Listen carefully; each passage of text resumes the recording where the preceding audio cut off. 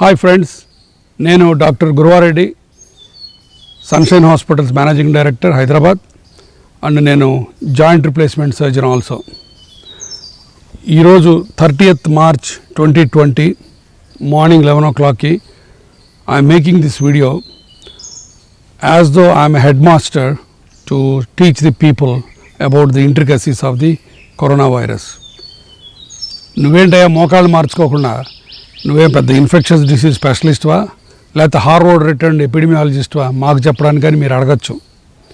కాకపోతే నేను గత వారం 10 రోజుల నుంచి ఈ లాక్డౌన్ మొదలెచ్చిన దగ్గర నుంచి మెడికల్ కాలేజీలో చదవనంతగా టెక్స్ట్ బుక్స్ డిఫరెంట్ సోర్సెస్ చదివి జల్లెడ బట్టి ఈ సారాంశాన్నంతా మీ దగ్గర తీసుకొస్తున్నాను. నా బాధ్యతగా నేను ఒక 20-30 గంటలు చదివి ఈ సోర్సుల ద్వారా, ఇవన్నీ కూడా standard sources. Doctor Anthony Fauci is the director of infections disease centre in America, is the White House adviser. Number 2 BMJ best practices అంటే ఇంగ్లాండ్, యూకే నుంచి BMJ బ్రిటిష్ మెడికల్ జర్నల్ అని మోస్ట్ స్టాండర్డ్ జర్నల్, ఇవాళ నిన్న publish అయింది ఇది. దీని నుంచి తర్వాత థామస్ పియో అని ఫేమస్ స్టాటిస్టిషియన్, తర్వాత డాక్టర్ సూన్ షియాంగ్ అని కాలిఫోర్నియా డిసీజెస్ సెంటర్ ప్రెసిడెంట్, తర్వాత మన ICMR Indian council of medical research, తర్వాత CDC అంటే centre for disease control China. ఈ యుద్ధ సమయంలో మనకి భయం ఆందోళన కంటే మనకు అవగాహన, మనం అర్థం చేసుకోగల శక్తి ఉండటం మంచిది. ఆ అవగాహన కోసమే ఈ ప్రయత్నం. చాలామంది చాలా రకాల ప్రశ్నలు అడుగుతారు. వాళ్ళు ఎంతవరకు ఏం ప్రశ్న అడుగుతారని చెప్పడానికి మా సన్ని ఒక లేమ్యాన్ రిప్రజెంటేటివ్ కింద తీసుకొచ్చాను ఇక్కడికి. సో తను ప్రశ్నలు అడుగుతుంటాడు. తనతో పాటు నా స్నేహితులు, సొసైటీలో అత్యున్నత స్థానాల్లో ఉన్నవాళ్ళు, మీరు చూడగానే గుర్తుపట్టేవాళ్ళు కొంతమంది ఈ వీడియోలో ప్రశ్నలు అడుగుతారు. వారందరికీ నేను మీ తరఫున థ్యాంక్స్ చెప్పుకుంటున్నాను. నానా, ఫస్ట్ క్వశ్చన్ ఇస్, ఈ వైరస్ అంటే ఏంటి? Virus is not a living organism. అది ఒక లోపల ఒక జస్ట్ జెనెటిక్ మెటీరియల్ ఉంటుంది. దాని చుట్టూ ఒక ఎన్వలప్ ఉంటుంది, ఒక ఫ్యాట్ ఎన్వలప్, లైపిడ్ ఎన్వలప్, అంతే దాని కథ. నెక్స్ట్ క్వశ్చన్ ఏంటంటే, ఇప్పుడు కరోనా వైరస్ వచ్చింది, అందరికీ టెన్షన్ వచ్చేసింది ఈ కరోనా వైరస్ వల్ల, పాండమిక్ అంటున్నారు. సో ఇలాంటి డేంజరస్ వైరస్ ఎప్పుడైనా హిస్టరీలో వచ్చిందా మనకి? చాలాసార్లు వచ్చినాయి. తర్వాత ఈ పాండమిక్ అంటే అర్థం ఏంటంటే, మామూలుగా ఒక రీజియన్లో వచ్చి ఎక్కువ మందిని ఆ రీజియన్లో బాధ పెడితే దాన్ని ఎండమిక్ అంటారు. ఇదే కాంటినెంట్స్ దాటిపోయి ప్రపంచం అంతా డిఫరెంట్ కాంటినెంట్స్ కానీ చేరితే దాన్ని పాండమిక్ అంటారు. స్మాల్ పాక్స్ మహమ్మారి, తర్వాత ట్యూబర్క్లోసిస్, తర్వాత ప్లేగు, టీబీ, తర్వాత ప్లేగు, తర్వాత స్పానిష్ ఫ్లూ, మొన్నటికి మొన్న H1N1 ఫ్లూ 2009లో, తర్వాత HIV AIDS 1981లో. ఇవన్నీ పాండమిక్స్ అంటారు. ఈ కరోనా వైరస్ కథ ఏంటి, మనుషుల్లోకి ఎట్లా వచ్చింది? ఇవాళ మనం మాట్లాడుకునే కరోనా వైరస్ పేరు అసలు యాక్చువల్గా SARS-CoV-2, కరోనా వైరస్ 2 దాని పేరు. అది పెట్టే రోగం, మనం భయపడే రోగం, దాని పేరు COVID-19 అంటే కరోనా వైరస్ డిసీజ్ 19. తర్వాత అసలు యాక్చువల్గా ఈ కరోనా వైరస్ రెస్పిరేటరీ వైరస్లు చాలా ఉన్నాయి అంతకుముందు మన దగ్గర. Influenza, mumps, measles, rubella. ఇప్పుడు కొత్త పుకార్ ఒకటి వచ్చింది. కరోనా వైరస్ ఎప్పటి నుంచో ఉంది. కరోనా అన్నది ఒక ఫ్యామిలీ. ఈ కరోనా వైరస్లు 4 వైరస్లు ముఖ్యంగా ఈ హ్యూమన్ బీయింగ్స్కి ఎఫెక్ట్ చేసినాయి. మేజర్ ఇంపార్టెంట్ వచ్చి SARS, severe acute respiratory syndrome అని ఒక వైరస్ వచ్చింది. ఇది 2003లో, అది కూడా గ్వాండాంగ్ అని చైనాలో ఒక ఊరు. ఇప్పుడు ప్రస్తుతం వైరస్ దీంతో బోల్డ్ అన్ని సిమిలారిటీస్ ఉన్నాయి, అందుకనే దీని పేరు SARS-CoV-2 అని పెట్టారు. రెండో important virus middle east respiratory syndrome అంటారు దీన్ని. ఇది మిడిల్ ఈస్ట్, సౌదీ అరేబియా నుంచి వచ్చింది. ఇది కరోనా వైరస్ అన్నది కరోనా ఫ్యామిలీ ఎప్పటి నుంచో ఉంది. మన కామన్ కోల్డ్ తయారు చేసింది కూడా ఇదే. కాకపోతే ఈ COVID-19 అనేది ఇప్పుడు వచ్చింది, కాబట్టి ఆ పుకార్లు నమ్మద్దు. వైరస్లు వైల్డ్ యానిమల్స్లో, బర్డ్స్లోనే ఉంటాయి. 1919లో స్వైన్ ఫ్లూ వచ్చింది, H1N1 అని. అది ఎక్కడి నుంచి వచ్చిందో తెలియదు, బట్ పిగ్ వల్ల వచ్చిందని ఒక ఇది. తర్వాత 1920లో HIV AIDS, అది కాంగో నుంచి వచ్చింది, అండ్ క్యారియర్ హోస్ట్ వచ్చి మంకీ, చింపాంజీ అండ్ మంకీ. 1976లో సూడాన్లో ఇబోలా వైరస్ వచ్చింది, అది కూడా మళ్ళీ మంకీ, కోతి ద్వారా వచ్చింది. 1997లో బర్డ్ ఫ్లూ హాంకాంగ్ నుంచి వచ్చింది, దానికి హోస్ట్ వచ్చి వాటర్ ఫౌల్ అంటే అదొక బర్డ్. 2002లో SARS అంటే సివియర్ అక్యూట్ రెస్పిరేటరీ సిండ్రోమ్, ఇది చైనాలో గ్వాండాంగ్లో అన్న ఊళ్ళో వచ్చింది. అండ్ దీనికి క్యాట్ పిల్లి దీనికి హోస్ట్ కింద లెక్క. తర్వాత 2012లో middle east respiratory syndrome Saudi అరేబియాలో వచ్చింది. అండ్ క్యామెల్ ఒంటె దానికి హోస్ట్. ఇప్పుడు చైనా నుంచి కరోనా వైరస్ మళ్ళీ వుహాన్ అన్న ప్లేస్ నుంచి వచ్చింది. బ్యాట్స్ ప్రైమరీ హోస్ట్ అనుకుంటున్నారు, ఇంటర్మీడియట్ హోస్ట్ అని ఉంటుంది. దాని పేరు ప్యాంగోలిన్. ప్రపంచం మొత్తంలో కల్లా మ్యాక్సిమం స్మగుల్ చేసే జంతువు ఈ ప్యాంగోలిన్. దీన్ని చైనాలో ఫుడ్ కింద ప్లస్ ట్రెడిషనల్ మెడిసిన్ కింద వాడతారు. కాబట్టి ఆ ఫుడ్ మార్కెట్లో, వెట్ మార్కెట్ అంటారు దాన్ని, ఆ ఫుడ్ మార్కెట్లో ఈ యానిమల్స్ ఉన్నాయి. అక్కడి నుంచి ఈ వుహాన్లో ఈ వైరస్ బ్రేక్ అయిందని చెప్పి ఒక వదంతి. ఈ కరోనా వైరస్ కొంచెం డిఫరెంట్ అంటున్నారు అందరూ. అవును. హ్యూమన్స్లోకి వచ్చినాక ఏం చేస్తుంది, ఎట్లా డిఫరెంట్ ఇది? ఈ వైరస్ మిగతా వైరస్ల కంటే డిఫరెంట్ ఎలా అంటే, ఇప్పుడు ఇక్కడ చూస్తే ఇవన్నీ కనపడుతున్నాయి చూసావా, అదే క్రౌన్ లాగా. వీటిని ప్రోటీన్ స్పైక్స్ అంటారు. ఇది మిగతా వైరస్లకు లేవు.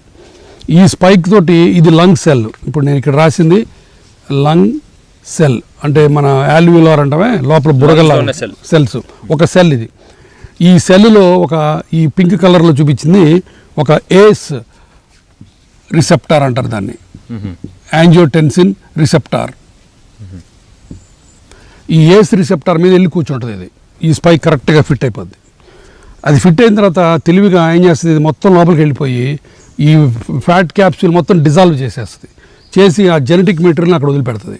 ఈ సెల్ మొత్తానికి అరే భయ్యా నీ సెల్ ఫ్యాక్టరీ నాది అని జాతీయం చేసేస్తుంది, కబ్జా చేసేస్తుంది.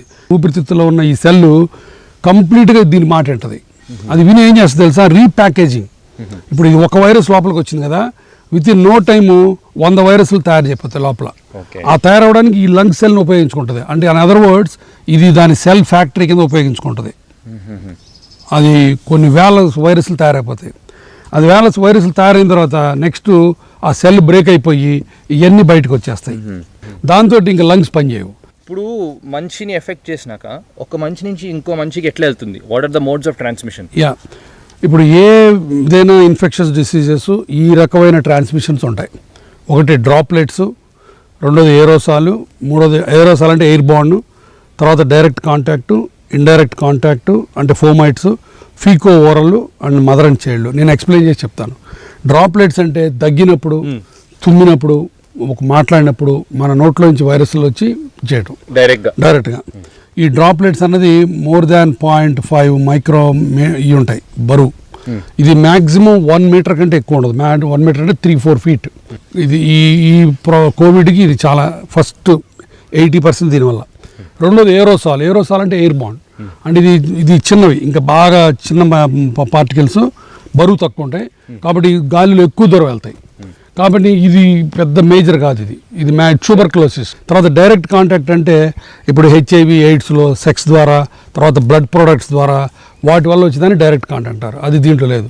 ఇండైరెక్ట్ కాంటాక్ట్ ఇంకోటి ఇంపార్టెంట్ దీనికి, అంటే ఫోమైట్స్ అంటే ఇనానిమేట్ ఆబ్జెక్ట్స్. నాకుంది,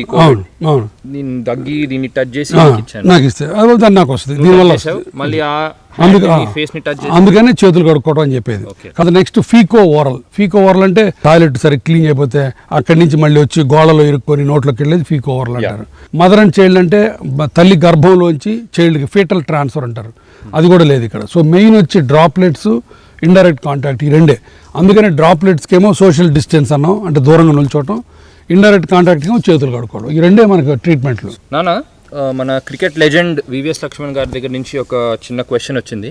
so I just play it. Corona virus symptoms ఏంటి డాక్టర్ గారు? తర్వాత ఈ సిమ్టమ్స్ ఉన్న వాళ్ళు ఎక్కడ టెస్ట్ చేసుకోవచ్చు? ఇంకా ట్రీట్మెంట్ ఏంటి డాక్టర్ గారు? లక్ష్మణ్, మంచి క్వశ్చన్స్ అడిగావు. నీ ప్రశ్నలన్నిటికీ నువ్వు చేసే స్టైలిష్ కవర్ డ్రైవ్ టైప్లో ఆన్సర్స్ చెప్తా నేను. అన్నిటికంటే ఫస్ట్ సిమ్టమ్ వచ్చి ఇంపార్టెంట్ సిమ్టము ఫీవర్ కానీ 100 degrees కంటే ఎక్కువ ఉంటే డెఫినెట్గా అది చాలా అనుమానించాల్సిన విషయం. రెండోది డ్రై కాఫ్ అంటే పొడి దగ్గు. మామూలుగా చాలామంది అడుగుతున్నారు ఇన్ఫ్లుయెంజా, లేకపోతే తుమ్ములు, లేకపోతే చీమిడి, ముక్కు కారటం, కళ్ళె రావటం అంటారు. అవన్నీ వేరు, అంటే జనరల్గా డ్రై కఫ్ ఇది. మూడోది అన్నిటికంటే ఇంపార్టెంట్ బ్రెత్లెస్నెస్ అంటే ఆయాసం రావటం. ఈ ఆయాసం అనేది మామూలు జలుబులు రాదు, ఎంత జలుబు వచ్చినా ఆయాసం రాదు. Loss of smell and taste. ఈ రెండు ఉన్నాయి. ఎస్పీ బాలు గారు ఒక మెసేజ్ పంపించారు about dry throat and irritation, గొంతు గరగర. దాని గురించి ఒక క్వశ్చన్ ఉంది, ప్లే చేస్తాను. ఓకే. మిత్రులు గురువారెడ్డి గారు నమస్కారం, ఎలా ఉన్నారు మీరు? పండంటి కాపురానికి 12 సూత్రాలలాగా మొన్న కరోనా వైరస్ గురించి 12 సూత్రాలు వాటితో పెట్టిన వీడియో చూశాను. చాలా చాలా బాగుంది. చాలామందికి అర్థమయ్యే రీతిలో ప్రాక్టికల్గా చేసి చూపించారు. ఇంకా చేయవలసింది చాలా ఉంది. నా అనుమానం ఒకటి ఉంది, ఆ ప్రశ్న మీకు వేస్తాను. ఇప్పుడు ఈ కరోనా వచ్చినప్పుడు గొంతు గరగరలాడడం, గొంతు నొప్పి అంటున్నారు కదా, అది మామూలుగా మాకు గాయకులకు అసలు భగవంతుడు ఇచ్చిన వరం. దీని ద్వారానే మీ అందరి హృదయాల్లో మేము చోటు చేసుకుంటున్నాం. అది వచ్చినప్పుడల్లా అంతకుముందు ఏదో ఉప్పు నీళ్ళు కాస్త ఇది చేయడం జరుగుతూ ఉంటుంది. కానీ ఇది కరోనాకు సంబంధించినప్పుడు వచ్చింది ఏమిటి అని తెలియట్లే. ఎందుకంటే మా గాయకుల గాయనీమణుల కుటుంబంలో అందరు కూడా ఏదైనా ఇబ్బంది వచ్చినప్పుడు నన్నే అడుగుతుంటారు. మొన్న కూడా ఒకరిద్దరు పొద్దున్న లేవగానే జలుబు వచ్చేస్తోంది సార్, గొంతుకు గరగరలాడుతోంది, ఇప్పుడున్న పరిస్థితుల్లో భయం వేస్తోంది అంటారు. దీనికి ఏదన్నా, ఎందుకంటే ముందు భయం పోగొట్టడం చాలా ముఖ్యం. మీలాంటి వారు చెప్తే ధైర్యం బాగా వస్తుంది అందరికి కూడా. దీనికి కాస్త బదులు చెప్తారా ప్లీజ్? బాలు గారు, మీ అద్భుతమైన గొంతులో అద్భుతమైన క్వశ్చన్ అడిగారు. అన్ని గొంతు గరగరలు కరోనాలు కావు, భయపడద్దు మీరు. దేవుడు మీ అందరినీ మా కోసం పుట్టించాడు. మీరందరూ ఇంకా కొన్ని సంవత్సరాల పాటు మమ్మల్ని అందరినీ పాటలతో అలరారించాలి. మెయిన్ ఇంపార్టెంట్ పాయింట్ ఏంటంటే, ఏదైనా సరే వీటిలో ఒకటి గొంతు గరగరతో పాటు తగ్గకుండా 2-3 రోజులు ఉన్నా, లేకపోతే పెరుగుతూ ఉన్నా సరే అప్పుడు డాక్టర్ని సంప్రదించాలి. చాలామంది ప్రశ్నిస్తున్నారు. మొన్న హెల్ప్ లైన్ పెడితే 3 రోజుల్లో 10,000 మంది ఆన్సర్లు చేసాము. మాకు దగ్గు వచ్చింది, జలుబు వచ్చింది, మేము ఎప్పుడు బయట వెళ్ళాలి, ఏ టెస్ట్ చేయించుకోవాలి, ఎప్పుడు చేయించుకోవాలి, ఎవరిని కలవాలని. మీకు ఇప్పుడు ఒక లిస్టు చూపిస్తున్నాను, సెల్ఫ్ స్కోరింగ్ లిస్టు. దీంట్లో చూసుకోండి మీరు. 2 విషయాలు. ఒకటి, ముందు నుంచి ఒక జ్వరం కానీ, దగ్గు కానీ, ఆయాసం కానీ ఉండి 2 రోజుల తర్వాత ఎవ్రీడే పెరుగుతూ ఉంటే డాక్టర్ని చూడాలి. లేకపోతే 4 రోజులు ఒకే రకంగా ఉండి తగ్గకపోతే డాక్టర్ని చూడాలి. అంతే. తగ్గుతూ ఉంటే డాక్టర్ని చూడాల్సిన పనే లేదు. మీకు మీరే స్కోర్ చేసుకోవచ్చు ఈ పాయింట్స్ అన్నీ. టెంపరేచర్ 100 degrees దాటితే మటుకు ఖచ్చితంగా కలవండి. ఇప్పుడు ఈ స్లైడ్ చూస్తే 30% అసలు ఏమి సిమ్టమ్స్ ఉండవు. వీళ్ళు ఒక వారం 10 రోజుల్లో మంచిగా అయిపోతారు. ఆ తర్వాత ఇమ్యూనిటీ వస్తుంది, ఇంకా ప్రాబ్లం లేదు. ఇంకొక 55%లో మైల్డ్ సిమ్టమ్స్, అంటే ఒక కొంచెం వచ్చి కొంచెం తలనొప్పి, కొంచెం దగ్గు వచ్చి వాళ్ళు కూడా 10 రోజుల్లో సెట్ అయిపోతారు. మిగతా టైంలో ఇమ్యూనిటీ వచ్చేస్తుంది. అంటే దాని అర్థం 85% ప్రజలకి అసలు ఈ వైరస్ గురించి ఏ రకమైన ఇబ్బంది ఉండదు. ఒక 10% కొంత ముందు ఒక వారం రోజులు సిమ్టమ్స్ ఉండవు, అంటే ఇంట్లో ఉన్నప్పుడు. ఆ తర్వాత వస్తాయి. ఆ తర్వాత వచ్చినప్పుడు కొంచెం ఎక్కువ అవుతాయి. ఇందాక మనం అనుకున్నట్టు తగ్గకుండా 3 రోజులు జ్వరం ఉండి దగ్గు ఎక్కువ అవుతుంటే వాళ్ళు ఏమంటే హాస్పిటలైజ్కి రావాలి. వాళ్ళు ఒక 10 రోజుల్లో హాస్పిటల్లో సెట్ అయిపోతారు. 17-20 రోజులకి ఇంటికి వెళ్ళిపోతారు. చివరిలో ఇంకొక 100 మందిలో 5 మందికే, ఈ 5 మందిలో మొదట్లో సిమ్టమ్స్ ఉండవు, తర్వాత బాగా ఎక్కువ అవుతాయి. వాళ్ళు హాస్పిటల్లో అడ్మిట్ అయిన తర్వాత వాళ్ళని ఐసీయూలోకి తీసుకెళ్ళి వెంటిలేటర్ పెట్టాల్సి వస్తుంది. అది 100లో 5 మందికే. ఈ 5 మందిలో కూడా ఒక 2-3 బయటపడతారు, ఒక ఇద్దరే డెత్ సంభవిస్తుంది. కాబట్టి 85 to 90% ఆఫ్ ద పీపుల్, ఈ వైరస్ అనుమానించిన వాళ్ళైనా సరే, లేకపోతే ఇంట్లో సెల్ఫ్ క్వారంటైన్ చేసుకున్న వాళ్ళైనా సరే, హాస్పిటల్కి వచ్చిన వాళ్ళైనా సరే, 100కి 95 మంది బయటపడతారు. ఇంక కాబట్టి అసలు భయపడద్దు. మేము మిమ్మల్ని భయపడమని చెప్పట్లా. ఓన్లీ థింగ్ ఏంటంటే మీరు బయటికి వెళ్ళి వేరే వాళ్ళకి అంటించొద్దు అని చెప్పడానికి ఇదంతా. ఇప్పుడు next we have a super star has a question. మన రానా గారు, he has cent a question. Doctor, thank you for doing this talk. 2 questions అండి. 1, does this corona virus effect everybody equally? అంటే అందరినీ ఒకేలాగా ఇబ్బంది పెడుతుందా?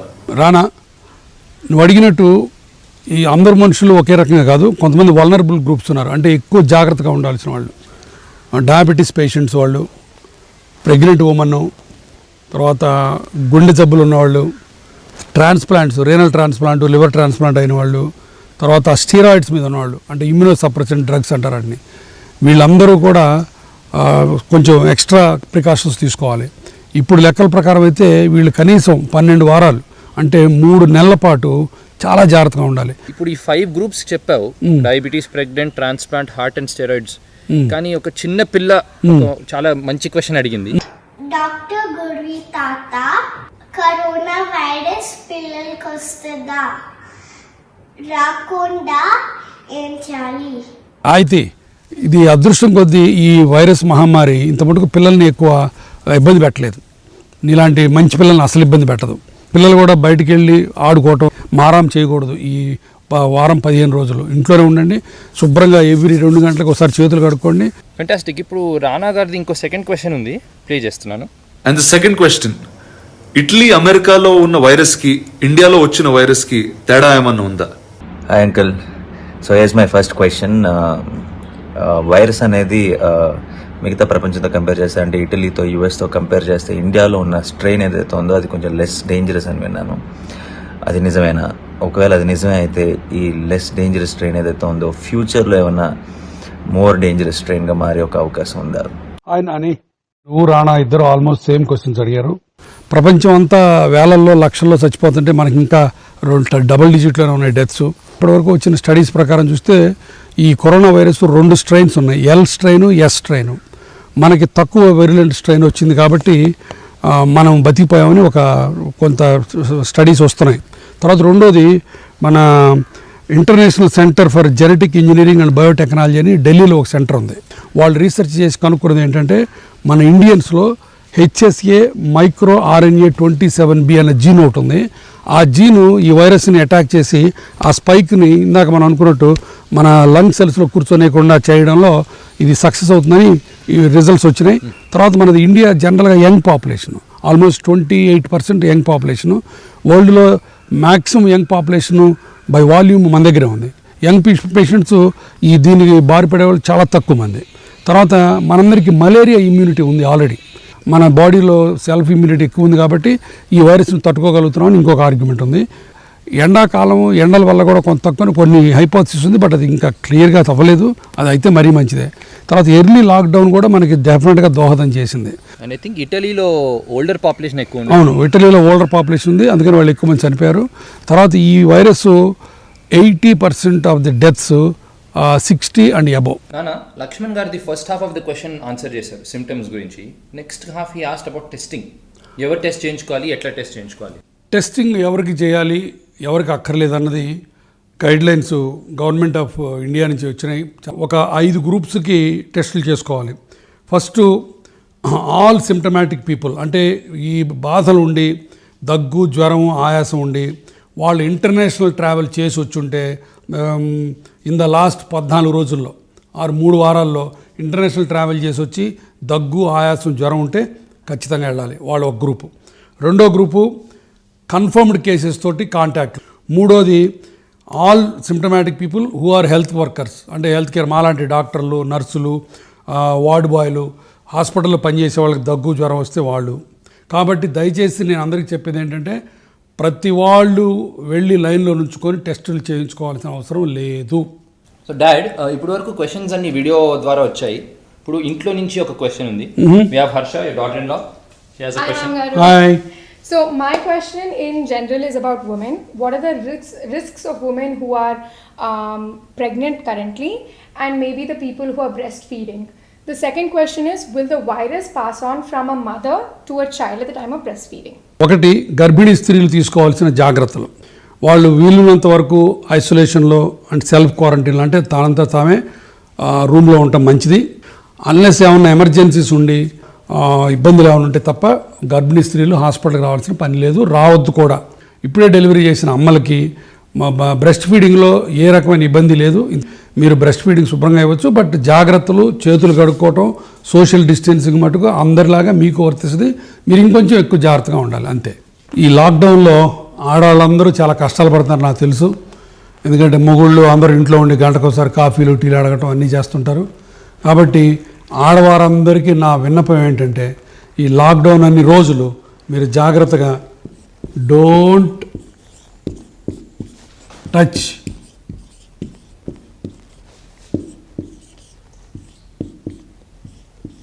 మెన్. ఓకే, ఇదేంటి అనుకుంటున్నారా? సింపుల్.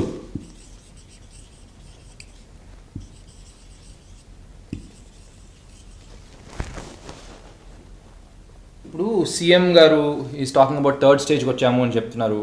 ఈ వైరస్ స్ప్రెడ్కి స్టేజెస్ ఏంటి? ఏ పాండమిక్ అయినా సరే ముఖ్యంగా 4 స్టేజ్లు ఉంటుంది. ఫస్ట్ది ఇంపోర్టెడ్, అక్కడి నుంచి ఇక్కడ ఇంకా రాలేదు, దాన్ని ఫస్ట్ స్టేజ్ అంటారు. The second is local spread. Wuhan, China నుంచి ఇక్కడికి వచ్చిన వాళ్ళ ద్వారా ఇంకొకరికి రావడం జరిగితే దాన్ని సెకండ్ స్టేజ్ అంటారు. మూడోది కమ్యూనిటీ స్ప్రెడ్, అంటే క్లస్టర్స్. అది ఇప్పుడు ఉందాం మనం. చైనా నుంచి వచ్చినోడు, అమెరికా నుంచి వచ్చినోడు, ఫ్రాన్స్ నుంచి వచ్చిన వాళ్ళతో ఇప్పుడు సంబంధం లేదు. నా దగ్గర నుంచి నీకు వచ్చింది అనుకో, మనందరం కమ్యూనిటీలో మెంబర్స్, అది కమ్యూనిటీ స్ప్రెడ్. ఇది మోస్ట్ డేంజరస్.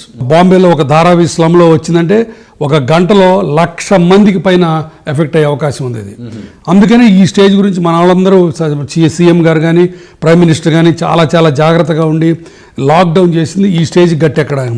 మనం ఈ స్టేజ్కి 4 రోజులు ఆల్రెడీ వెళ్ళాము, సక్సెస్ఫుల్గా వెళ్ళాము. మీరు అందరూ ఆనందించదగ్గ విషయం ఏంటంటే డెఫినెట్గా ది ఇంక్రీజింగ్ రేట్స్ తగ్గుతూ వస్తున్నాయి. మొదట్లో 23-24 తారీఖుల్లో 12% గ్రోత్ కొత్త కేసులు ఉంటే ఇప్పుడు నిన్న ఇవాళ మొన్నట్లో 8-9%కి దిగిపోయింది. అంటే కొత్త కేసులు యాడ్ అవుతూనే ఉంటాయి ఇంకొక 4 రోజుల పాటు. భయపడద్దు, ఎన్ని యాడ్ అవుతున్నాయి అనేది ఇంపార్టెంట్ పాయింట్. కొన్నాళ్ళు పోయిన తర్వాత ఈ వైరస్కి అలవాటు పడిపోద్ది, మనం ఈ వైరస్కి అలవాటు పడిపోతాం. అంటే హర్డ్ ఇమ్యూనిటీ అంటారు దాన్ని. లాస్ట్ 1-2 మంత్స్లో ఒక వర్డ్ చాలా వింటున్నాం, క్వారంటైన్ అనే వర్డ్. సో అది ఏంటి? యాక్చువల్లీ మన badminton star Sindhu garu, she has sent a message about quarantine. Hi uncle, so here is a question for you. So I came back from Birmingham on the 14th and I finished my quarantine period, which is 14 days, and then I just wanted to ask you that what are the precautions to be taken after this? Hi Sindhu, ఇప్పుడు నువ్వు ఇంగ్లాండ్లో stuck అయి ఉంటే మేము అందరం చాలా దిగులు పెట్టుకునే వాళ్ళం. నువ్వు కరెక్ట్గా టైంకి వచ్చావు. ఈ 14 రోజులు నువ్వు క్వారంటైన్ తీసుకున్నావు. ఒక 1 వీక్ జాగ్రత్తగా ఉండు, ఆ తర్వాత నువ్వు బయటికి రావచ్చు.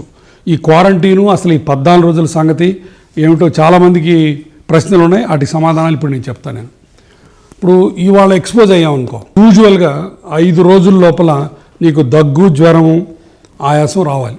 అది రాకపోతే నువ్వు పర్లేదు. తర్వాత 98% ఆఫ్ ద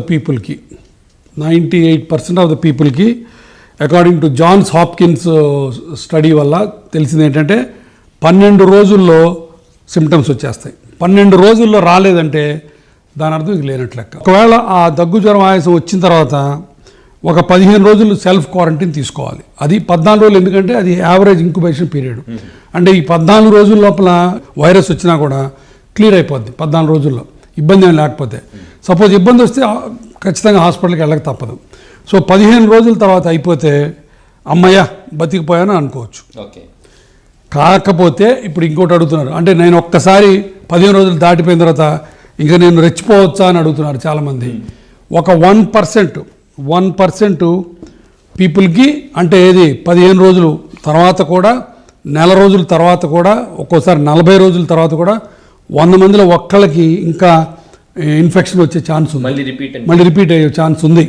కాబట్టి జాగ్రత్తగా ఉంటే మంచిది. రైట్ నాన్న, ఇప్పుడు ద గ్రేట్ రైటర్ త్రివిక్రమ్ గారి దగ్గర నుంచి ఒక క్వశ్చన్ వచ్చింది. This is from Guruji to గురువి.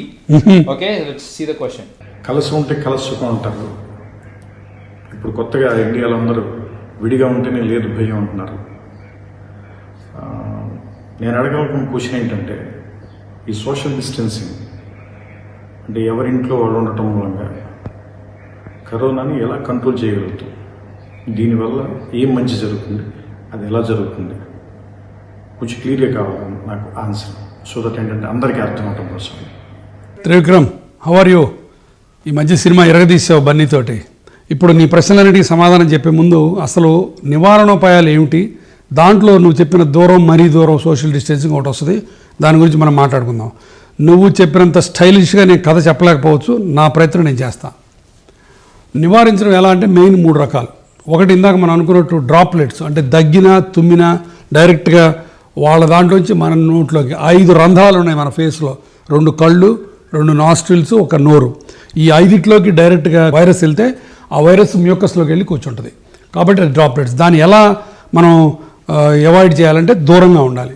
ఎంత దూరం అంటే 1 మీటర్ మినిమం, అంటే 3 అడుగులు లేదా 6 అడుగులు. ఈ సోషల్ డిస్టెన్సింగ్ ఎంత ఇంపార్టెంట్ అంటే ఏ దేశానికైనా పాండమిక్ అంటే ఇలాంటి ఆపద వచ్చినప్పుడు ఈ స్ట్రాటజీస్ ఉంటాయి. ఫస్ట్ స్ట్రాటజీ ఏంటంటే కంటైన్మెంట్, అంటే మొత్తం వైరస్ని బంధించేయడం.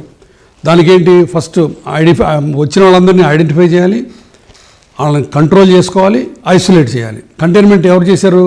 జపాను, హాంకాంగు, తైవాను, సింగపూర్ చేశారు చాలా ఎఫెక్టివ్గా. ఇప్పుడు రెండోది ఏంటి, మిటిగేషన్ అంటారు దీన్ని, అంటే ఫ్లాట్ ఇన్ ద కర్వ్. అంటే ఫర్ ఎగ్జాంపుల్ ఇలా వెళ్ళి కరువు వచ్చే బదులు ఇలా కిందకి వచ్చేదానికి కరువు ఉంటే అది ఫ్లాట్నింగ్ ద కర్వ్ అంటారు దాన్ని. అంటే అప్పుడు ఏం చేస్తాం, టెస్టింగు, కాంటాక్ట్ ట్రేసింగు, క్వారంటైను, ఐసోలేషను, ఇవన్నీ కూడా దాంట్లో భాగాలు. అమెరికా వాళ్ళందరూ ఈ దీంట్లో ఉన్నారు. మనం దానికంటే ముందుకెళ్ళి ఇంకా ధైర్యంగా మన గవర్నమెంట్ సప్రెషన్ అంటే లాక్డౌన్ పెట్టింది. అంటే ప్రజలకు ఛాయిస్ లేదు, మీరు చచ్చినట్టు ఇంట్లో ఉండాల్సిందే. ఇక్కడ సోషల్ డిస్టెన్సింగ్ వస్తుంది. లాక్డౌన్ గురించి అంటే మన సోషల్ డిస్టెన్సింగ్ మనం చేసుకోకుండా గవర్నమెంట్ మన మీద ఇంపోజ్ చేస్తే దాన్ని లాక్డౌన్ అంటారు అంతే. ఆ లాక్డౌన్ గురించి చర్చ రచ్చలో కొన్ని విషయాలు చెప్తానండి. For every death there are 800 infected people in the country. ఈ కోవిడ్ వైరస్ అన్నది ఒక మనిషి 3 ఇన్ఫెక్ట్ చేయగలడు, దాన్ని ఆర్ నాట్ అంటారు దాన్ని. ఇకపోతే రెండోది, వెల్ ప్రిపేర్డ్ కంట్రీస్ డెత్ వచ్చి 1%.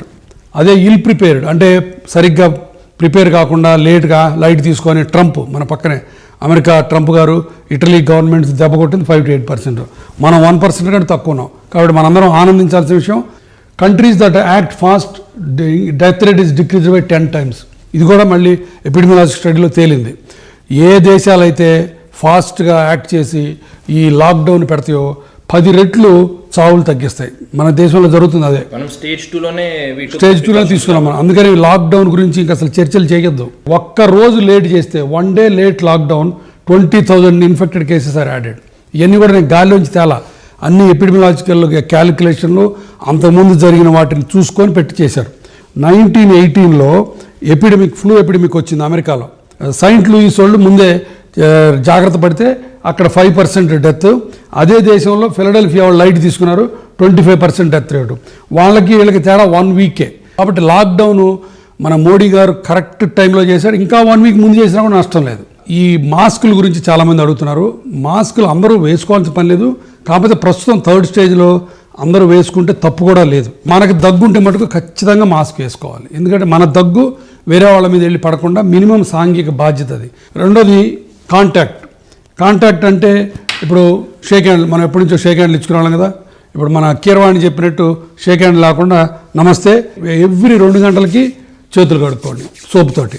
తర్వాత మూడోది ఫోమైట్స్ అంటే ఇనానిమేట్ ఆబ్జెక్ట్స్, అంటే సెల్ ఫోను, ట్యాబ్లెట్స్, బల్లలు, డోర్ నాబ్స్, లిఫ్ట్ బటన్స్, ఇవన్నీ కూడా మీరు తాకబోయే ప్రతి దాన్ని ముందు కాస్త శానిటైజర్ పెట్టి చేసుకోండి. సోషల్ డిస్టెన్సింగ్, లాక్డౌన్ అవన్నీ చెప్పా బాగానే ఉంది. కానీ ఇప్పుడు we humans we're all social animals కదా. We have to keep meeting each other. So మన మైండ్ మీద కూడా కొంచెం ఎఫెక్ట్ పడుతుంది. Home all the time interaction. ఇప్పుడు నంద్యాన రాజమౌళి దగ్గర కూడా ఒక సిమిలర్ డౌట్ ఉంది, ప్లే చేస్తున్నాను. 2 డౌట్లు గురువా. ద ఫస్ట్ వన్ ఈజ్, ఇప్పుడు చాలామంది లాక్డౌన్లో చాలామంది అపార్ట్మెంట్స్లోనూ ఇళ్లలోనూ ఒక్కళ్ళో ఇద్దరు ఉండిపోయారు. లైక్ వర్కింగ్ ప్రొఫెషనల్స్ కానీ, యంగ్ కపుల్స్ కానీ, పర్టికులర్లీ సిటీస్లో, ఆర్ పిల్లలు అబ్రాడ్లోనో ఎక్కడికి వెళ్ళినప్పుడు వాళ్ళ పేరెంట్స్ కానీ, జస్ట్ 1 or 2 people మాత్రమే అపార్ట్మెంట్స్లోనూ హౌసెస్లోనూ ఉండిపోయినప్పుడు how should they spend their time? అంటే ఒకళ్ళిద్దరు ఉంటే ఇట్ ఈస్ ఈ సోషల్ డిస్టెన్సింగ్ ఈ టైంలో, లాక్డౌన్ టైంలో చాలా ఇబ్బందిగా ఉంటుంది కదా. సో వాళ్ళు దాన్ని ఎలాగా ఎదుర్కోవాలి, దాని నుంచి ఎలా బయటపడాలి? ఆయనంది నువ్వు అడిగింది చాలా కరెక్ట్ క్వశ్చన్ అడిగావు. ఎందుకంటే సోషల్ డిస్టెన్సింగు, సెల్ఫ్ క్వారంటైను, లాక్డౌను ఇవన్నీ కూడా ఒక మెడికల్ పాయింట్ ఆఫ్ వ్యూలో, స్ట్రాటజిక్ పాయింట్ ఆఫ్ వ్యూలో ఇంపార్టెంట్. బట్ ఇమోషనల్ పాయింట్లో తీసుకోలేదు అవి.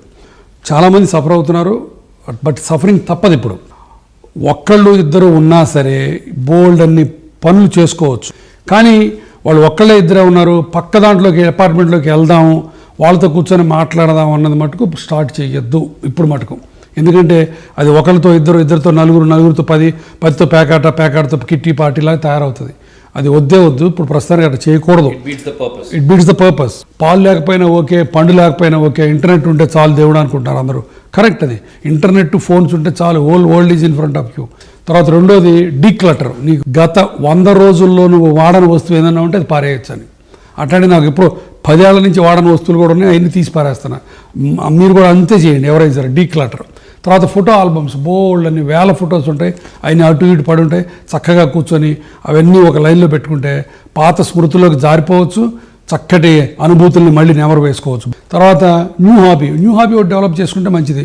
న్యూ హాబీలు కూడా ఇప్పుడు ఎవరిని బయటికి వెళ్ళక్కర్లా, యూట్యూబ్లోకి వెళ్ళి కొడితే మీకు ఏది కావాలంటే ఒక స్టాంప్ కలెక్షనా, మ్యూజిక్కా, కరయోకియా, గార్డెనింగా, ఫోటోగ్రఫీయా, దానికి ఒక గ్రూప్స్, దానికి ఒక హౌ టు డూ ఇట్ అన్నీ అక్కడే ఉంటాయి. కుకింగ్, ఫ్యూచర్ ప్లాన్స్ మొత్తం నెక్స్ట్ 10 ఏళ్లలో ఏం చేయాలని మొత్తం రాసేసుకుందాం.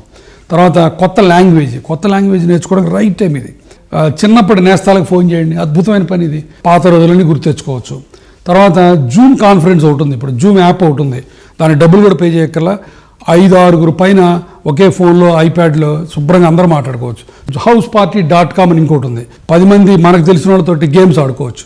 రకరకాల గేమ్స్ ఇంట్లో ఉండి ఒక చోట ఆడుకున్నట్టే ఆడుకోవచ్చు. సో ఇన్ని పనులు ఉన్నాయి, ఈ కాక ఇంకా 100 పనులు చేసుకోవచ్చు. అసలు ఇలాంటి 15 రోజులు ఇంట్లో ఉండటం అన్నది నేనైతే దేవుడు నాకు ఇచ్చిన వరం కింద భావిస్తున్నా ప్రస్తుతానికి. కొంతమందికి ఓకే అంటే చాలా పెద్ద ఫ్యామిలీ ఉన్నప్పుడు, లేదంటే పెద్ద స్పేస్ ఉన్నప్పుడు ఇంట్లో వాళ్ళందరికీ ఓకే. కానీ కొంతమంది ఒక్క రూమ్లో ఉంటుంటారు, మిగతా వాళ్ళు చాలామంది, అండ్ వాళ్ళకి మాట్లాడటానికి కానీ ఇంటరాక్ట్ అవ్వడానికి కానీ ఒక్క మనిషి ఉండరు, అండ్ చేయడానికి కూడా ఏమి యాక్టివిటీ కూడా ఉండదు. అలాంటప్పుడు మెంటల్ హెల్త్ అనేది చాలా ఇంపార్టెంట్ ఇష్యూ అవుతుంది. సో దాని గురించి తీసుకోవాల్సిన జాగ్రత్తలు ఏంటి, లేదంటే దానికి సంబంధించిన అవగాహన గురించి మీరు ఒకసారి చెప్తే బెటర్ అనుకుంటున్నాను. డిప్రెషన్లోకి వెళ్ళొద్దు, దయచేసి దండం పెడతాను. ఏమన్నా అలాంటి సిమ్టమ్స్ వస్తే ఇమ్మీడియట్గా ఫోన్ చేసి డాక్టర్ని సంప్రదించండి. బోర్డు సైకాట్రిస్ట్ ఉన్నారు. ఇకపోతే మ్యూజిక్ ఉన్నాయి, పుస్తకాలు ఉన్నాయి. పుస్తకాలు కూడా కొనుక్కోకర్లా. తెలుగు thesis.com ఇది కానీ కొట్టామంటే దాంట్లో 100 పుస్తకాలు, పాత రోజుల పుస్తకాల నుంచి అన్ని పుస్తకాలు దొరుకుతాయి. మోస్ట్ ఇంపార్టెంట్ మూవీస్ మర్చిపోయాను. సినిమాల సంగతి చెప్పే పని లేదు, అందుకని ఇంటర్నెట్ చెప్పే కదా. నెట్ఫ్లిక్స్ ఉంది, అమెజాన్ ప్రైమ్ ఉంది, సోనీ ఉంది, G5లో అమృతం ఉంది. ఇప్పుడు అద్భుతమైన కామెడీ మళ్ళీ వచ్చింది. ఎక్కువ హ్యూమర్ సీరియల్స్ చూడండి, మరీ భారీ సీరియల్స్ కాకుండా మంచి సరదాగా ఉండే సీరియల్స్ చూడండి, మజా వస్తాయి. I think it's a good opportunity to spend time. చాలా మంది జోకులు వేస్తున్నారు, భార్యాభర్త పక్కన ఉంటే మరీ కొట్టుకుంటున్నారు, డివోర్స్ లాగా వెళ్ళిపోతున్నారని. ఒక 4 రోజులు పక్కన ఉంటేనే కొట్టుకునే వాళ్ళు అయితే నిజంగానే డివోర్సులు తీసుకోండి, మాకు అభ్యంతరం ఏం లేదు. కానీ ఎంత మంచి అవకాశం, చక్కగా మాట్లాడుకొని భార్యకి ఇష్టం వచ్చిన పని నువ్వు చేసి నువ్వు 4 మార్కులు సంపాదించుకోవచ్చు, నీకు ఇష్టం వచ్చిన పని మీ ఆవిడ చేసి 4 మార్కులు సంపాదించుకోవచ్చు. ఇవి తరతరాలు సంవత్సరాల తరబడి గుర్తుండిపోతాయి. So enjoy. We spoke about symptoms గురించి, టెస్టింగ్ గురించి మాట్లాడాం. మెయిన్ థింగ్ ఏంటి? ట్రీట్మెంట్. దీనికి ఏమైనా ట్రీట్మెంట్ ఉందా? ఏం ట్రీట్మెంట్స్ ఉన్నాయి దీనికి? ట్రీట్మెంట్ అంటే 2 రకాలు. ఏ ట్రీట్మెంట్ అయినా సరే, ప్రొఫిలాక్టిక్ అండ్ సిమ్టమాటిక్. అంటే ప్రొఫిలాక్టిక్ అంటే రాకుండా నియంత్రణ చేసేది, అది ఇంత మటుకు లేదు. క్లోరోక్విన్, అజిత్రోమైసిన్ గురించి చాలామంది సందేహాలు, ప్రశ్నలు చేస్తున్నారు. క్లోరోక్విన్ కొంతవరకు పనిచేస్తుందని చెప్తున్నారు, బట్ ప్రతి వాళ్ళు క్లోరోక్విన్ తీసుకోవాల్సిన అవసరం లేదు, తీసుకోకూడదు కూడా. క్లోరోక్విన్ ఎవరికి తీసుకోవాలంటే, ఫస్ట్ COVID-19 తోటి సఫర్ అయ్యి ఉన్న పేషెంట్లని ట్రీట్మెంట్ ఇచ్చే డాక్టర్లు, COVID-19తో రికవర్ అయ్యి ఇంట్లో పెట్టుకొని ఉంటే వాళ్ళ రిలేటివ్స్, వీళ్ళిద్దరి మటుకే క్లోరోక్విన్ తీసుకోవచ్చు. క్లోజ్ కాంటాక్ట్లు అంటే ఇంటెన్సివ్ కేర్ నర్సులు, ఇంటెన్సివ్ కేర్ డాక్టర్లు, సస్పెక్టెడ్ పేషెంట్స్, కన్ఫర్మ్డ్ పేషెంట్స్తో పనిచేసే హెల్త్ వర్కర్స్ తీసుకోవచ్చు. ఈ వ్యాక్సిన్ కథ ఏంటి, అసలు వస్తుందా లేదా, ఎన్నాళ్ళకి వస్తుంది అని చెప్పడానికి నేనేంటి చెప్పేది. మా పక్కింటి ఆయన పద్మభూషణ్ అవార్డు పెద్ద ఆయన వరప్రసాద్ రెడ్డి గారు ఉన్నారు, ఆయన మాటల్లోనే తెలుసుకుందాం. తప్పకుండా వ్యాక్సిన్ అనేది వస్తుంది, కానీ మీరు కొంత త్వరగా రాదు. ఎందుకంటే దానికి ఒక సుదీర్ఘమైన ప్రక్రియ ఉంది.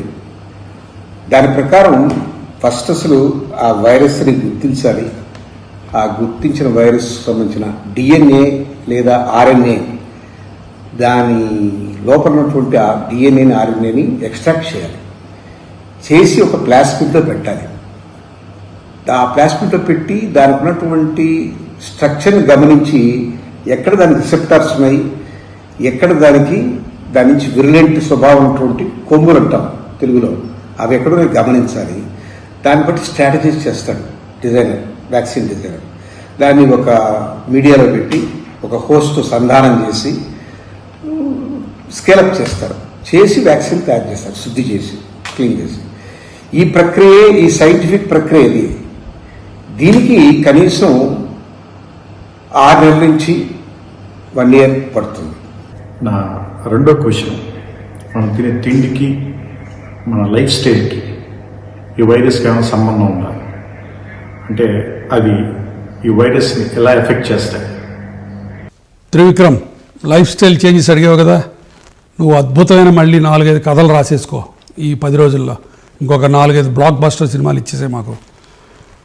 Eat fresh foods and fruits and vegetables. వీలున్నంత ఫ్రెష్ తినండి, ఎందుకంటే ఇంకా దొరుకుతున్నాయి కాబట్టి. కొంతమంది చికెన్ తినచ్చా, ఎగ్స్ తినచ్చా అని అడుగుతున్నారు. శుభ్రంగా తినచ్చు, బట్ ఫ్రెష్ చికెన్. తర్వాత warm and ventilated rooms important. మరీ అన్ని తలుపులు కిటికీలు వేసుకొని చీకట్లో మగ్గిపోవద్దు, అది సోషల్ డిస్టెన్సింగ్ కాదు. తర్వాత స్మోకింగ్ మటుకు తప్పనిసరిగా కట్ డౌన్ చేయండి. ఆల్కహాల్ మోడరేట్గా తీసుకోండి. రోజు సాయంత్రం ఒక పెగ్ వేసుకొని రిలాక్స్గా కూర్చోవచ్చు, తప్పేలేదు. బ్రీతింగ్ ఎక్సర్సైజెస్ చాలా చాలా ముఖ్యం. ఎలా బ్రీతింగ్ ఎక్సర్సైజ్ చేయాలంటే యూట్యూబ్లోకి వెళ్ళి సద్గురు వాసుదేవ్ని అడిగితే ఆయన చెప్పేస్తాడు. తర్వాత మెడిటేషన్ అండ్ యోగా, అగైన్ అద్భుతమైన ప్రక్రియలు ఇవి. ఒంటరితనాన్ని పోగొట్టడానికి, డిప్రెషన్ పోగొట్టడానికి, బాడీలో ఇమ్యూనిటీ పెంచడానికి అన్నిటికీ బాగా పనికొస్తాయి. తర్వాత మందుల గురించి అడుగుతున్నారు. జింకోబిట్, వైటమిన్ డి, ఇవి డెఫినెట్గా కొంత ఉపయోగపడే మందులు. అన్నిటికంటే ముఖ్యమైనది be positive and happy. Gangaraj Gunnam garu, he has a question for you and he's recently come back with the second season of Amrutam, spreading happiness again. But he has a question, a couple of questions. So these are the questions from Gangaraj Gunnam. గురువే brother, నాకు 2-3 డౌట్లు ఉన్నాయి corona virus వ్యాప్తి గురించి. అవి మనం పొద్దున్నే లేచిన వెంటనే 2-3 పనులు చేస్తాం. ఒకటే న్యూస్ పేపర్ తెచ్చుకోవటం, పాల ప్యాకెట్లు పట్టుకోవటం. సో వీటి వల్ల ఆయన ఈ వైరస్ సోకే డేంజర్ ఉందా? ఇంకోటి అంటే న్యూస్ పేపర్ అంటే పేపర్ అని కాదు, అంటే కాగితం వల్ల లేకపోయినా కబుర్ల వల్ల ఏమైనా ఇన్ఫెక్షన్ వస్తుందా? బ్రదర్ గంగు, న్యూస్ పేపర్ వల్ల ఇంత మటుకు ఇన్ని 100 సంవత్సరాల పాండమిక్స్లో వైరస్ వచ్చినట్టు కానీ న్యూస్ పేపర్ వల్ల సోకినట్టు కానీ ఎక్కడా దాఖలాలు లేవు. ముఖ్యంగా ఏంటంటే పేపరు, దాంట్లో వాడే ఇంకు చాలా స్టెరిలిటీతో ఉంటుంది కాబట్టి దాని దగ్గరికి ఏ రకమైన క్రిములు చేరవు. నెంబర్ 2, పేపర్ చాలా పోరస్ మెటీరియల్, ఇంక్లూడింగ్ ద ఇంక్. అలాంటి పోరస్ మెటీరియల్లో వైరస్లు బతకలేవు. శుభ్రంగా నువ్వు రోజుకి 4 న్యూస్ పేపర్లు చదువుకోవచ్చు. ఇకపోతే పాల ప్యాకెట్ల గురించి అడిగావు. పాల ప్యాకెట్లు నువ్వు తీసుకురావు కదా, నీకెందుకు ఇబ్బంది? సరే, అయినా చెప్తాను. పాల ప్యాకెట్లు కూడా ఏం లేదు, బయట నుంచి పాలు వచ్చేటడితే బయట ఒక బకెట్ ఆఫ్ వామ్ వాటర్ పెట్టుకోండి, దాంట్లో పాల ప్యాకెట్ వేసి వెళ్ళమను. ఆ తర్వాత తీసేసి క్లీన్ చేసుకొని కార్నర్ స్నిప్ చేసి యూటెన్సిల్లో పోసుకోవడం సరిపోతుంది. సెకండ్ వన్ ఈజ్, ఇప్పుడు బయట నుంచి మనం కూరగాయలు, పళ్ళు, పప్పులు, ఉప్పులు తీసుకొస్తున్నాం వంట వండుకోవడానికి. The chances are high that they are contaminated with the virus. దీనికి సింపుల్ టెక్నిక్ ఏంటంటే, ఇది almost operating theatre sterile technique లాగా. మా సర్జన్స్ ఆపరేషన్ రూమ్లో ఏం చేస్తాం అట్లాంటిది. This is called household sterile technique. ఇది టవల్ అన్స్టెరైల్ జోన్కి మధ్యలో ఉంది. ఇప్పుడు తను చూడండి, వెట్ వైప్స్ తోటి ఆ టేబుల్ మొత్తం క్లీన్ చేసుకుంటున్నాడు. నేను ఇప్పుడే షాపింగ్ నుంచి తీసుకొచ్చాను, నా షాపింగ్ సామాన్ అంతా ఇక్కడ ఉన్నాయి. వీటిని కట్ చేయడానికి కుదరదు, ఇవి ఇలానే ఉంచుకోవాలి. నేను ఒక వెట్ వైప్ తీసుకొని నేను అన్ని క్లీన్ చేసుకొని నేను అతనికి ఇస్తున్నాను. అది తీసుకొని అక్కడ పెట్టుకుంటాడు. నేను అటువైపు వెళ్ళట్లేదు. అట్లానే కోడిగుడ్లు దీంతో వస్తాయి. ఈ అడుగుదిని ఫోమైట్, ఇది మటుకు చాలా జాగ్రత్తగా ఉండాలి మనం. కాబట్టి ప్రతి కోడిగుడ్డుని నేను క్లీన్ చేసి ఇస్తాను, నువ్వు క్లీన్ చేసి దాంట్లో పెట్టేసుకో. తను ఇంకోసారి క్లీన్ చేసుకొని డబుల్ క్లీనింగ్ చేసి దాంట్లో పెడతాడు. ఇవన్నీ ఆల్రెడీ స్టెరైల్ క్లీన్ చేసి పెట్టుకున్నాడు. చివరిలో ఇది పారేస్తాను, ఇది ఉండకూడదు ఇంట్లో. సో రైట్, అదొక విషయం. అట్లానే నెక్స్ట్ సీరియల్స్ డబ్బా తీసేయాలి. బట్ డబ్బా లోపల ఇది స్టెరైల్, దీని గురించి వరి అవ్వాల్సిన పని లేదు. ఇది తీసేసి డబ్బా అవతల పడేయాలి. దీన్ని కూడా మనం ఏం చేయాలంటే, ఇప్పుడు ప్లాస్టిక్ కంటైనర్స్ ఉన్నాయి కాబట్టి ఇది ఓపెన్ చేసుకుని, స్టెరైల్ నేను ఓపెన్ చేయను, యాక్చువల్గా తనకి ఇచ్చేస్తాను. తను పట్టుకొని దాంట్లో ఓపెన్ చేసి దాంట్లో వేసుకుంటాడు. అట్లానే బ్రెడ్ కూడా, బయట నుంచి తెచ్చిన బ్రెడ్ ప్లాస్టిక్ కవర్ ఉండటానికి లేదు. మీరు ప్లాస్టిక్ కవర్ షిఫ్ట్ చేసుకొని దీన్ని ఇలా ఓపెన్ చేసేసి ఈ బ్రెడ్ని అట్లా పెట్టేసుకోండి. సో ఇప్పుడు నేను ఇవన్నీ అన్స్టెరైల్, ఇప్పుడు నేను ఇవన్నీ బయట వేస్తాను, అవతలకి వెళ్ళిపోతాను. తను స్టెరైల్ జోన్లో ఉన్నాడు, వాటన్నింటి క్లీన్ చేసుకొని లోపల పెట్టుకుంటాడు. బయట నుంచి తెచ్చిన కూరగాయలని ఇట్లా రన్నింగ్ వాటర్లో ఈ ఆల్రెడీ మీరు ఫిల్ చేసిన శానిటైజర్ వాటర్ తోటి ఇట్లా చేసుకొని మొత్తం తీసుకొని చేసుకోవచ్చు. అండ్ ఈవెన్ మిల్క్ ప్యాకెట్లు కూడా ఇట్లా ఉంటే దీని లోపల వేసుకోవచ్చు, ఏం కాదు. క్లీన్ చేసుకొని ఆ తర్వాత దీన్ని స్లిప్ చేసేసి వేరే గిన్నెలోకి పోసుకోవడం మంచిది. ఓకే, ఫైనలీ ఇప్పుడు మెగాస్టార్ చిరంజీవి గారు సెంట్ లవ్లీ వీడియో హియర్. నమస్తే డాక్టర్ గారు. ఈ కరోనా మీద ఎన్నో అనుమానాలు ప్రజల్లో ఉన్నాయి. అవి నివృత్తి చేయడం కోసంగా మీరు చేస్తున్నటువంటి ఈ ప్రయత్నానికి నా హృదయపూర్వక అభినందనలు తెలియజేస్తున్నాను. అందులో నన్ను కూడా పార్ట్నర్ చేశారు. Thank you so much. నాకు అనుమానాలు ఉన్నాయి. ఎందుకంటే ఈ రోజున మన చిత్రపటం, ప్రపంచ చిత్రపటం మీద చూస్తే కనుక కరోనా బారిన పడనటువంటి దేశం అంటూ లేదు. దాదాపుగా అన్ని దేశాల్లోనూ ఈ కరోనా ఎఫెక్ట్ ఉంది. ఇది రోజు రోజుకి ప్రబలిపోతుంది, దాని ప్రభావం చూపిస్తుంది. తద్వారా వందల నుంచి వేలు నుంచి ఇప్పుడు అమెరికా లాంటి దేశాలు అయితే లక్షల సంఖ్యలో కూడా ఈ వ్యాధిగ్రస్తులు ఉన్నారు. అట్లే మనకి దేశంలో కూడా ఎవ్రీడే 150 to 200 పాజిటివ్ కేసులు ఉన్నాయి. దాదాపుగా 26 మంది కూడా దీని బారిన పడి చనిపోయారు ఇప్పటిదాకా. అండ్ ఇది ఇంకా ఎంతవరకు వెళ్తుంది, దీని ఉధృతం ఎంతవరకు ఉంటుంది మన ఇండియాలో ముఖ్యంగా. నాకు చెప్పింది ఏంటంటే చాలామంది ఏప్రిల్ మేలో ఎండల తీవ్రత ఉంటుంది కాబట్టి, ఎండ తీవ్రతని కరోనా తట్టుకోలేదు కాబట్టి దాని ప్రభావం తగ్గిపోతుంది. సో మే వరకు వెయిట్ చూడండి, దాని తర్వాత ఉండదు అంటారు. అసలు ఇది చాలా తప్పు స్టేట్మెంట్ ఇది. ఎందుకంటే కరోనా మనిషి నుంచి మనిషికి ఉంటుంది. మనిషి లోపల టెంపరేచరు ఉంటుంది, బయట టెంపరేచర్ దానికి సంబంధం లేదు. కాబట్టి డిసెంబర్ దాకా మనం చూడాలి. డిసెంబర్ తర్వాత కానీ ఇది ఏంటి అనేది మనకు ఒక అవగాహన రాదు అంటూ కొంతమంది చెప్తున్నారు. ఇన్ని పరిస్థితులు చాలా భయాందోళనలు ఉన్నాయి. అండ్ ఈ రోజున అమెరికా లాంటి దేశంలో దాదాపుగా 1,30,000 మంది దీని బారిన పడ్డారు. అండ్ వేలలో చనిపోతున్నారు. ఇంకా స్పెయిన్, ఇటలీ అయితే కనుక ఇది ఇంకా ఎక్కడికి వెళ్ళి అవుతుందో తెలియని పరిస్థితి. అండ్ మిగతా దేశాల్లో కూడా ఇదే పరిస్థితి. మన ఇండియాలో గనక ఇది కంట్రోల్ చేయకపోతే మన ఇండియాలో ఉన్న ఈ జనసాంద్రతకి ఒక అవగాహన లేనటువంటి అన్ఎడ్యుకేటెడ్ ఎక్కువ మంది ఉన్నందుకు గాను, అండ్ పేద ప్రజానీకం ఎక్కువ మంది ఈ యొక్క బస్తీల్లో ఉంటారు. ఇళ్ళు దగ్గర తిక్కగా ఉంటారు. అలాంటి ఒక చోట బాంబే లాంటి చోపుడి బస్తీల్లో అండ్ ఆ జనాలకి ఎలాగ ఇది కంట్రోల్ అవుతుంది అలా జనం కనుక ఈ వ్యాధి సోకితే. అండ్ నాకు ఎక్కడో చిన్న రే ఆఫ్ హోప్ ఏంటంటే వుహాన్ ఎక్కడైతే కరోనా పుట్టిందో చైనాలో, అక్కడ చాలా వరకు కంట్రోల్ అయిపోయిందని చెప్పేసి మామూలు సాధారణ వాళ్ళ జీవనం కొనసాగిస్తున్నారని, ఈ కరోనా కర్వ్ చాలా ఫ్లాట్ అయిందని చెప్తున్నారు. ఇది ఒక రకంగా రే ఆఫ్ హోప్, ఒక ఆశ్చర్యజనకంగా అనిపిస్తున్నా, ఒక సిల్వర్ లైన్లా మాకు కనిపిస్తున్నా. కానీ ఎక్కడ ఇది నిజమా కాదా తెలియట్లేదు. మీరు దీంట్లో నిజాలు మాకు తెలియచేయాలి. చిరంజీవి గారు, మీరు ప్రతి ఆపదలోనూ పెద్ద దిక్కుగా ఉండి అందరికీ చేయూతనిస్తుంటారు. ఇప్పుడు నేను అడగగానే మీరు వీడియో పంపించడం నాకు చాలా ఆనందం. మీరు అడిగిన ప్రశ్న చాలా క్లిష్టమైన ప్రశ్న. మిగతా ప్రశ్నలన్నిటికంటే నేను చదువుకొని ఆన్సర్లు చెప్పగలిగాను. మీరు అడిగిన ప్రశ్న ఇది ఎప్పుడు ఎండ్ అవుతుంది అన్నది ఇద్దరికే తెలుసు. ఒకడు గాడు, రెండోది ఫ్రాడ్. నేను రెండు కాదు. ఈ వైరస్ ఎంత మహమ్మారి అయినా సరే దీన్ని జయించే కెపాసిటీ మన దగ్గర ఉంది. ఇప్పుడు 2020లో ఇప్పుడు జీనోమిక్స్ చాలా బాగా డెవలప్ అయింది. తర్వాత సూపర్ కంప్యూటర్స్ డెవలప్ అయినాయి, ఆర్టిఫిషియల్ ఇంటెలిజెన్స్ డెవలప్ అయింది, తర్వాత జెనెటిక్ ఇంజనీరింగ్ డెవలప్ అయింది. కాబట్టి వీటన్నిటిని తీసుకొని డెఫినెట్గా చాలా దగ్గర టైంలోనే దీన్ని అరికట్టే అవకాశాలు ఉన్నాయని అందరూ అంటున్నారు.